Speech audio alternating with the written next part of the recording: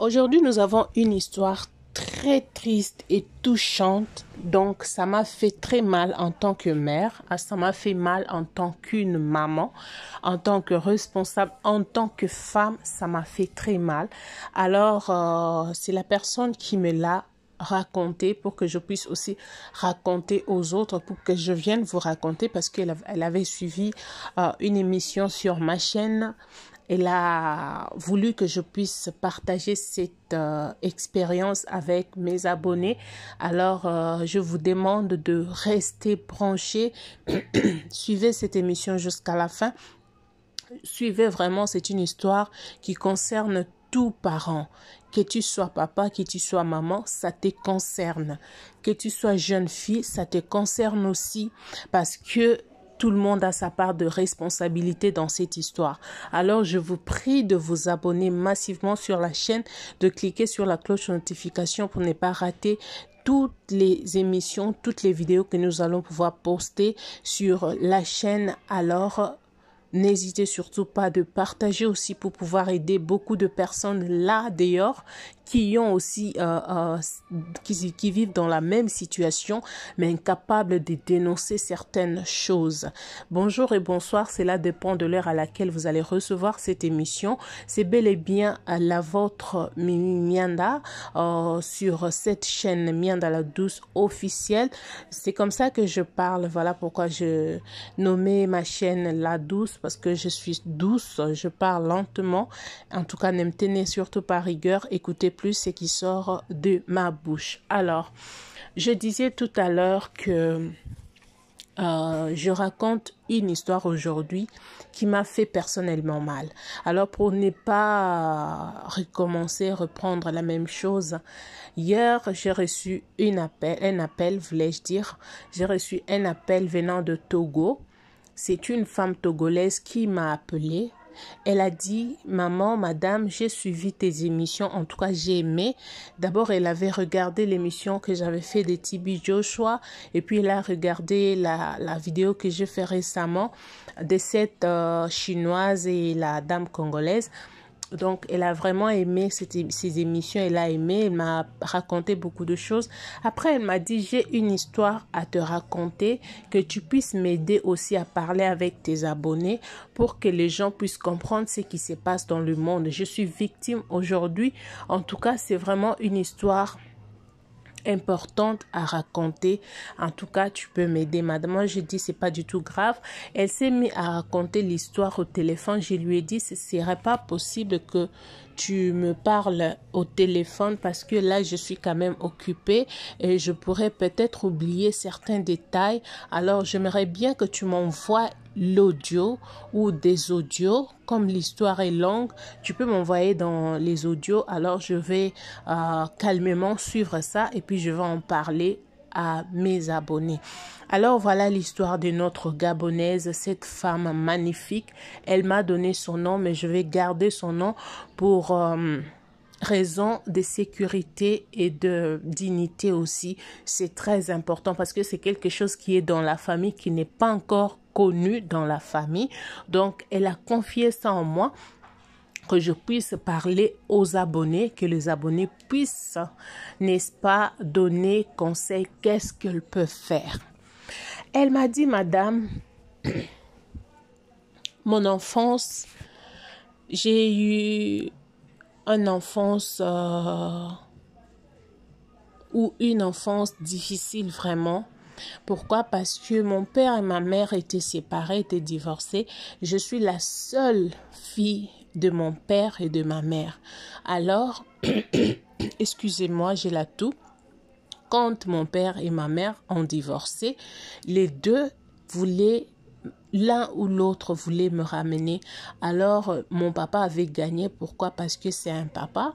Lui voulait que je parte avec lui.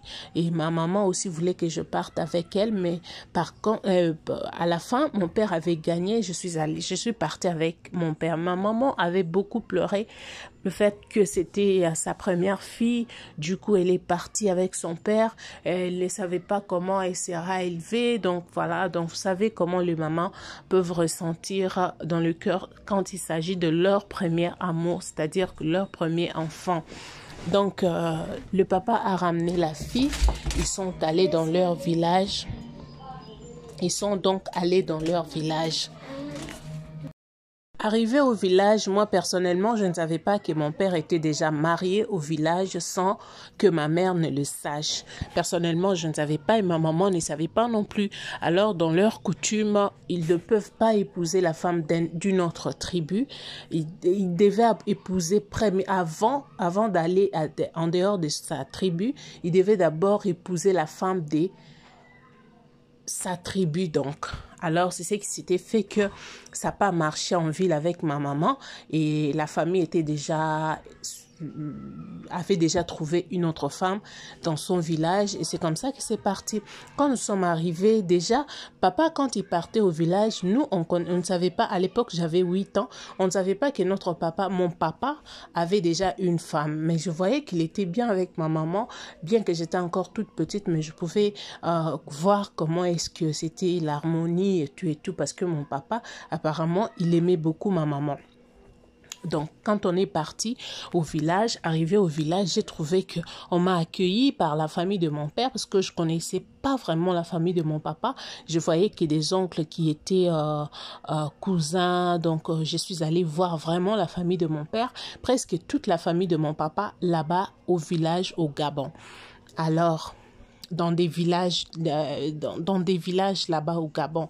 Alors, quand je suis arrivée, on m'a bien accueillie et sa femme aussi m'avait bien accueillie. Au départ, sa femme m'a montré un bon visage, qu'elle était une bonne belle-mère et tout. Vous savez comment ça se passe et tout. Moi aussi, bon, je pouvais rien faire parce que j'étais encore toute petite. Je disais à mon père que je voulais rentrer, je voulais aller vivre avec maman. Mon père me grondait, me disait non, tu dois rester avec moi, tout ça. Alors, là où mon père vivait, sa femme vivait aussi dans la maison de famille de mon papa.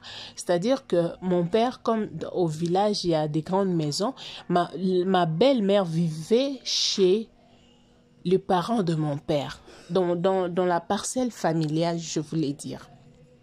Donc, elle était là-bas, dans la parcelle familiale. Mon père avait construit sa maison à côté. C'est là-bas que ma maman restait. Mais c'était dans la parcelle familiale. Quand je suis restée là-bas, en tout cas, quelques mois, oui, les choses essayaient d'aller un tout petit peu bien. Et après, je pense, une année, je ne savais pas encore compter à l'époque si c'est après une année ou pas. Mais je savais que j'avais 8 ans quand mon père m'a ramenée au village. Alors, la famille, notre sœur dit qu'elle a commencé à voir de maltraitance, à subir de maltraitance de la part de sa belle-mère. Donc, la fille n'était pas heureuse dans la maison de son papa. Elle ne pouvait rien dire à son papa parce que son papa écoutait plus sa femme que elle. Et quand on préparait, tout le monde mangeait dans une même assiette. Que tu sois petite ou grand ou je ne sais quoi, que tu rassasies ou pas, c'est pas leur problème. Vous allez manger ensemble dans la même assiette.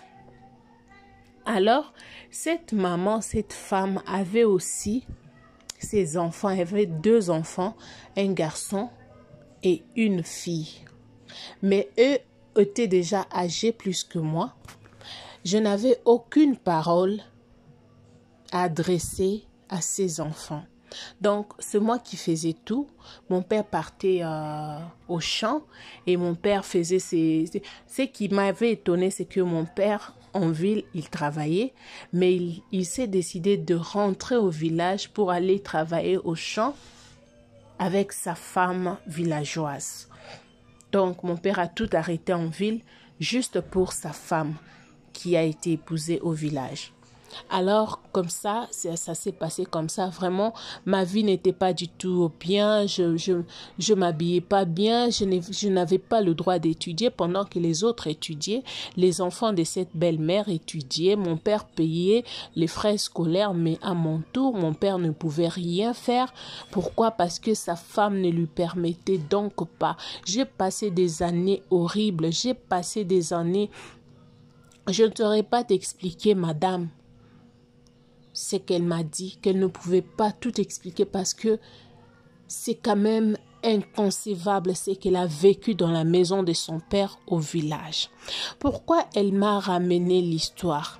Elle a dit que tout ce qu'elle disait à son père, même si quelque chose se passe à la maison, si elle voulait parler à son père va le frapper ou dire « Je ne veux pas de ça, pas dans ma maison, je connais ma femme, c'est une bonne femme et tout et tout. » Même si sa famille faisait quelque chose, ses oncles, quand son père revient au travail, au champ, et qu'elle voulait parler à son père pour lui dire « Papa, regarde ce qui s'est passé après avec les oncles ou mes tantes. » Papa ne voulait rien écouter. Après, je me suis dit, est-ce que c'est mon père? Pourquoi il m'a ramené ici? S'il ne m'aime pas, s'il n'a pas besoin de moi, pourquoi m'arracher dans les bras de ma maman pour me ramener ici au village, me faire souffrir jusqu'à ce point?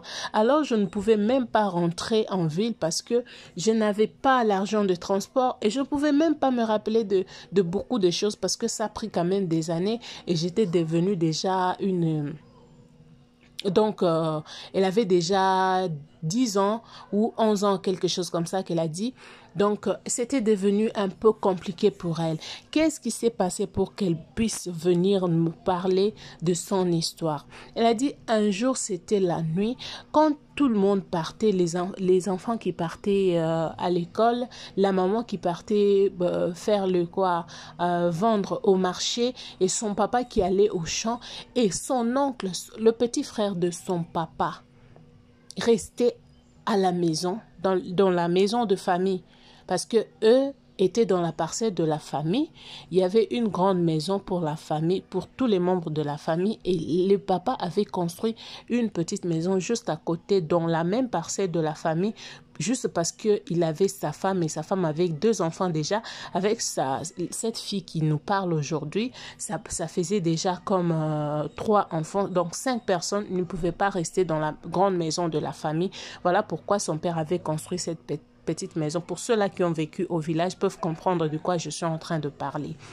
Donc, c'est comme ça que son oncle restait à la maison. Son oncle, tout le monde partait, tout le monde sortait pour aller faire, pour chercher à quoi manger, pour faire le champ et tout et tout. Mais son oncle là, le petit frère de son papa là, lui restait à la maison tous les jours. Alors, comme il restait à la maison, il faisait des gestes que la fille ne comprenait pas. Alors, un jour, il est allé toquer à la maison parce que chaque fois, il partait là-bas pour lui dire « J'ai besoin de l'eau, donne-moi de l'eau à boire et tout et tout. » Mais il faisait des mouvements un peu bizarres. Quand la fille voulait parler à son papa ne voulait même pas écouter comme je vous le disais tout à l'heure. Alors, ces jours-là, la famille, son oncle a calculé le petit frère de son papa, propre, même père, même mère. Son oncle a calculé, il a vu que tout le monde venait de sortir, que personne n'allait rentrer à ces instants-là. L'oncle s'est décidé d'aller rentrer jusque dans la maison, a trouvé la fille. Elle faisait le travail, comment arranger la maison et tout et tout et tout. L'oncle a attrapé la fille. L'oncle a dit à la fille, tout ce que tu vas faire maintenant, tout ce qu'on va faire toi et moi maintenant, si j'entends quelque chose sortir de ta bouche, si j'entends ça et que ton père me parlait ou me demandait, me poser la question de ce qui va se passer entre toi et moi, je vais te casser la gorge, je vais te couper la gorge. Tu as compris? La fille était tellement... Parce que elle n'avait personne. Elle n'avait personne pour la soutenir. La famille ne l'aimait pas beaucoup parce que c'était une fille d'une autre femme qui venait d'une autre tribu. Pour eux, c'était comme une étrangère dans cette maison-là. Pour eux, c'était comme une étrangère. Est-ce que c'est normal? Mais si c'est une étrangère, à combien plus forte raison, ceux-là de cette femme-là, vous prenez soin d'eux. Ce n'est même pas vos sangs. Ce n'est pas le sang de votre frère, mais vous prenez soin d'eux. Vous le laissez aller à l'école, mais celle-ci, vous l'abandonnez sous prétexte qu'elle vient d'une autre famille. Non, mais c'est dinguerie. Alors l'oncle a sorti son pipi. Il a demandé à la petite fille de 12 ans de commencer à toucher son pipi. La fille a touché son pipi, la fille a touché son pipi. L'oncle montrait comment elle doit faire. Le premier jour, elle a dit, quand j'ai touché comme ça, j'ai vu qu'il y avait des liquides sortir. Et puis, il m'a dit de me coucher. Je me suis couchée sur le lit de mon papa, là où mon papa dormait avec sa maman, avec sa belle-mère. Il a commencé à frotter son pipi sur mon truc, comprenez-moi. Oh mon Dieu. Il a commencé à frotter, à frotter, à frotter. Ça ne pouvait pas pénétrer. Alors ce jour-là, il a laissé. Il a commencé à introduire ses doigts. Comme il calculait, il savait qu'à cette heure-ci, personne ne va venir ici. Donc, il a accompli sa mission pour cette journée-là. Et le jour suivant, ça a commencé à se répéter, ça a commencé à se répéter. Comme il avait déjà fermé la bouche de cette fille, avait dit, si cette fille osait dire un mot à son père, il va couper sa gorge. La famille, c'est comme ça, petit à petit, l'oncle, je dis bien l'oncle, le petit frère de son père, a fini par introduire son truc parce que c'était petit à petit, a fini par introduire son truc. Et il y avait des sons qui sortaient un tout petit peu. Il a dit à sa fille, à la fille de son grand frère, que même si on lui posait la question, elle n'a rien à dire. Elle doit seulement dire qu'elle était tombée et quelque chose s'est passé comme ça. Elle a dit, la fille m'a dit que l'oncle lui a poussé d'aller se laver vite. Et l'oncle a fait des choses, comme il était déjà âgé, il savait quoi faire pour qu'il n'y ait pas quelque chose visible. Donc voilà. Mes chers, je vous dis, j'ai eu très mal. Pour ne pas aller loin, elle a dit, depuis ce jour-là, elle n'a rien dit à personne parce qu'elle avait peur de perdre sa vie. Elle a grandi comme ça. Toute sa vie, elle ne pouvait pas rester avec un homme. Donc, en grandissant, elle est devenue une dévergondée. Cette femme-là légère qui peut coucher avec n'importe quel homme. À cause de ce qui s'était passé avec son oncle. Alors elle m'a dit, maintenant que son père n'est plus, parce que son père est mort, sa mère est morte. Elle me pose des questions, qu'est-ce qu'elle peut faire? Parce qu'elle n'a jamais raconté cela à son père, elle n'a jamais raconté cela à sa maman. Mais là, sa vie ne va pas mieux. Alors elle pose la question, elle veut savoir qu'est-ce qu'elle peut faire. Qu'est-ce qu'elle peut faire? Parce que sa vie, rien ne répond. Est-ce qu'elle doit rester comme ça? Elle se pose tant de questions. Voilà pourquoi elle est venue raconter cette histoire. Qu'elle raconte cela aux membres de famille de son papa ou de sa maman, parce que là, elle ne sait même pas comment retrouver la famille de sa mère, parce qu'elle a été privée de beaucoup de choses. Alors, cette question qu'elle me pose, je voulus partager ça avec vous. Elle a besoin de votre aide. Qu'elle fasse quoi? Moi, personnellement, je lui ai dit que Même si ses parents étaient déjà morts, il y a un Père qui est là aux cieux, qui peut l'aider en toutes choses, qui ne se fatigue même pas de nos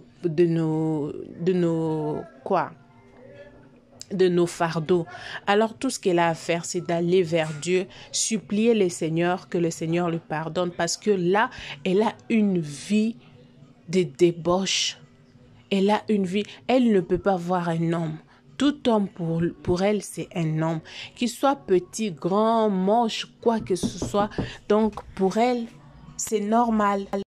C'est normal. Donc les amis, voilà l'histoire que nous avons reçue aujourd'hui venant de Togo. Aider notre sœur, qu'est-ce qu'elle doit faire? Elle se pose des questions pour savoir qu'est-ce qu'elle peut faire, qu'est-ce qu'elle est censée faire, parce qu'elle n'a rien dit de son père à son père, parce que son père pouvait aussi l'aider, mais son père malheureusement, même si elle s'adressait à son père, malheureusement son père ne pouvait pas l'écouter parce que tout ce qu'elle disait était faux devant son papa. Donc elle a besoin de notre aide. Aider cette femme.